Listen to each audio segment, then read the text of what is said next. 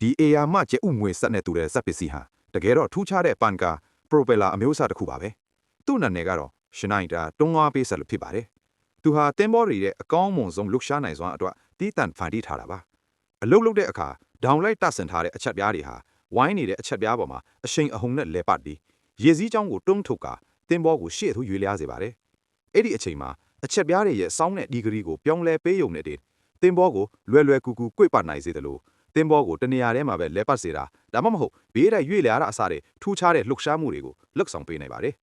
သူဟာပန်ကာဖြစ်တယ်လို့သင်္ဘောရဲ့လမ်းကြောင်းထိန်းတက်မှာရာဒါလည်းဖြစ်ပါတယ်မြန်ဆန်လမ်းကြောင်းပြောင်းဖို့လိုအပ်တဲ့သင်္ဘောတွေဖြစ်တဲ့ကူးတို့သင်္ဘောတွေဒါမှမဟုတ်တွန်းသင်္ဘောတွေမှာအသုံးပြုရတာကိုသဘောကျကြပါတယ်ဒါပေမဲ့သူ့ရဲ့အားနည်းချက်တွေကလည်းသိတာပါတယ်ပထမအချက်ကတော့တွန်းအားဟာရိုးပန်ကာတွေလောက်မပြင်းထန်ပါဘူးဒုတိယအချက်ကကြတော့ကြောက်ဆောင်တွေနဲ့တိုက်မိတာဒါမှမဟုတ်တောင်တယ်နာမျိုးဖြစ်ရင်အချက်ပြားတွေပျက်စီးလွယ်ပါတယ်ရေထဲမှာအမိုက်တွေဒါမှမဟုတ်ညှိတွယ်လွယ်တဲ့အရာတွေရှိရင်လည်းအချက်ပြားတွေမှာညှိမိသွားနိုင်တဲ့အန္တရာယ်ရှိပါတယ်လက်ရှိမှာတော့တိတိကျကျထိန်းချုပ်မောင်းနယ်မှုလိုအပ်တဲ့သင်္ဘောတွေမှာပဲအဓိကအသုံးပြုနေပါတယ်ဗီဒီယိုကိုအဆုံးထိကြည့်ပေးလို့ကျေးဇူးတင်ပါတယ်